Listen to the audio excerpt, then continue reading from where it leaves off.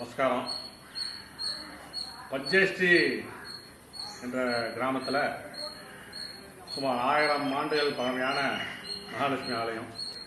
சென்னையிலேருந்து 20 கிலோமீட்டர் தொலைவில் அமைந்துள்ள பழம்பெருமை வாய்ந்த இந்த மகாலட்சுமி தாயார் தனி ஆலயம். ஆனந்தவல்லி அம்பாஸ் அகத்தியர் சுவாமி பெரிய ஸ்தலம் பக்கத்திலே இருக்குது.